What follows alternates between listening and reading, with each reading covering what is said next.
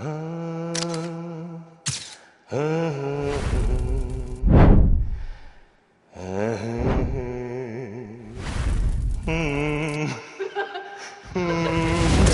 첫 번째 레슨.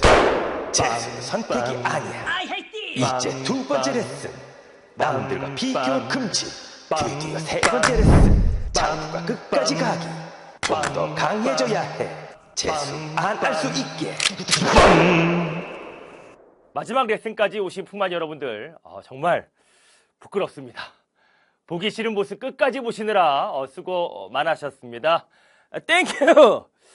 자, 앞에서 장풍이가 전하고 싶었던 이야기들 우리 세 가지 레슨으로 쭉 담아봤는데, 자, 이제 마지막 시간에는요, 풍만이 여러분들이 남겨준 진짜 고민들의 답하는 시간을 가져보려고 합니다. 바로바로 이 풍만이들이 재수는 선택지에 없습니다 페이지에 남겨준 수많은 질문들 중에서 공통적으로 가장 많이 나온 질문 세 가지를 골라서 장풍이가 직접 진심을 담아서 답변해 드리도록 하겠습니다. 드디어 마지막 레슨. 1호 계정 막바지로 달려가는 요즘, 지구과학 수능 문제는 점점 더 쪼잔해지고, 그리고 더 지엽적이고 더 어려워지고, 그리고 계산 문제의 복잡함으로 시간이 오래오래 걸리고 있습니다. 단순히 외운 걸로 풀 수 있는 문제는 점점 줄어들고 있고, 개념을 얼마나 깊이 이해하고 있느냐, 자료를 얼마나 정밀하게 해석할 수 있느냐에 따라서 점수 차이가 확연히 벌어지고 있지요.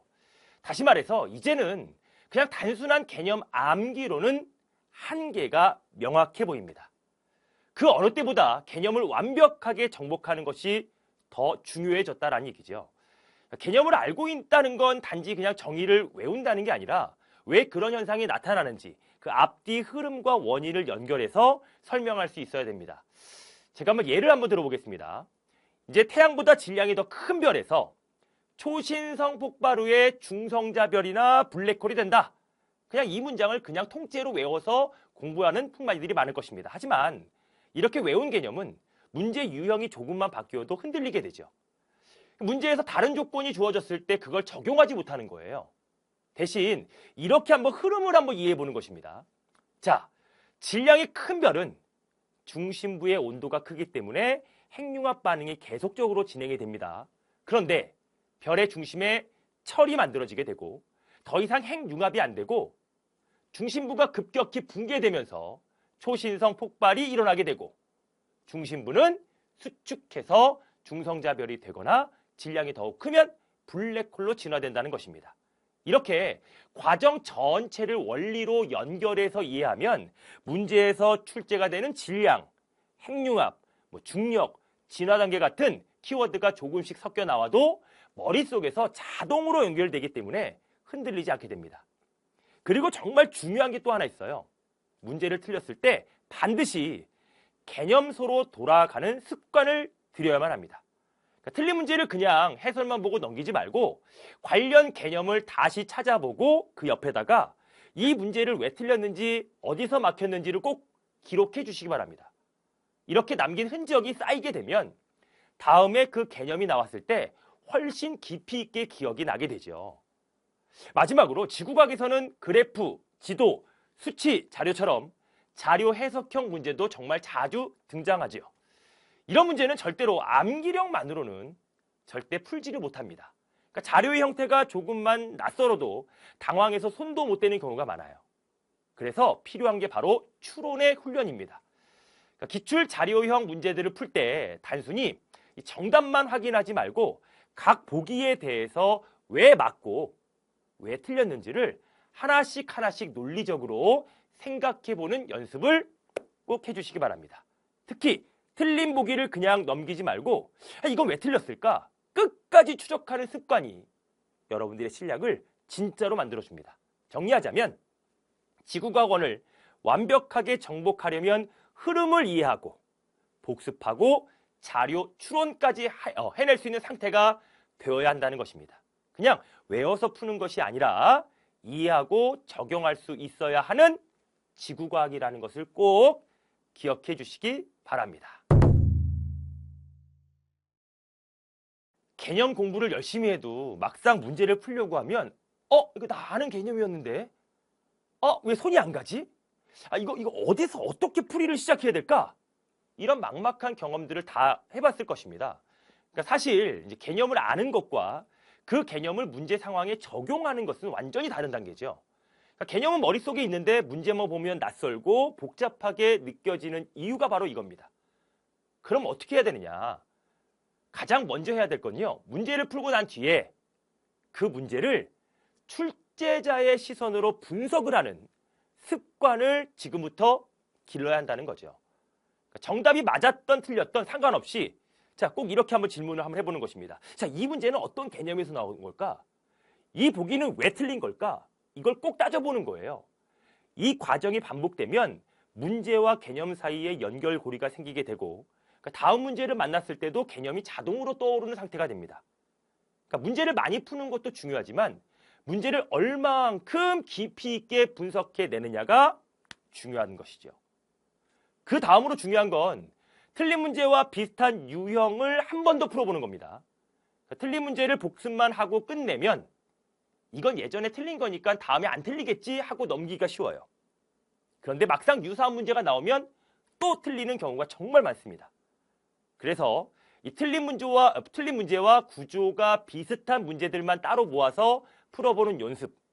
이게 바로 실력을 진짜로 내 것으로 만드는 훈련입니다. 같은 개념이 어떤 식으로 질문을 바꿔서 나오든지 보기에서 어떤 포인트로 낚시를 하든지 그걸 반복해서 익혀야지만이 어떤 형태로 나와도 당황하지 않게 되는 거지. 결국 개념 공부가 재료 준비라면 문제풀이는 그 재료를 가지고 내 방식대로 요리해보는 연습과 같습니다. 아직 우린 요리대회에 나간 거 아니죠? 흑백요리사에 나간 거 아닙니다. 대회 나가기 전에 연습하는 중인 것입니다. 즉, 실제 수능이 아닌 수능을 준비하는 과정에서 문제를 틀리고 헤매는 것은 전혀 부끄러운 게 아니에요. 중요한 건 그 과정을 통해서 개념이 점점 문제 속에 녹아드는 그런 경험을 하라는 것입니다. 꼭 기억해 주시기 바랍니다. 요즘처럼 말이 많은 시기엔 공부보다 더 어려운 게 마음을 지키는 일입니다. 뭐 수능이 바뀐다더라. 이제 재수하면 어떡하냐. 통합과학을 공부해야 된다. 쟤는 벌써 다 끝냈대. 1회독을 했대. 그러한 말들이 얘들아 하루에 몇 번씩 들려옵니다. 그럴 때마다 괜히 더더 불안해지고 내가 가고 있는 방향이 맞는 건가? 혹시 나만 뒤처지고 있는 건 아닐까? 하는 의심이 내 머릿속에서 싹 올라오면서 심장이 뜨거워집니다. 근데 그런 말에 흔들릴수록 정작 진짜 중요한 내 페이스를 잃게 되는 거죠. 그러니까 공부는 특히 수능은 단거리 경주가 아니라 몇 개월, 몇 년을 두고 가야 하는 장기전입니다. 속도가 빠르든 느리든 중요한 건 내가 내 리듬을 지키면서 버티는 힘, 그게 실력을 만들어내는 거죠.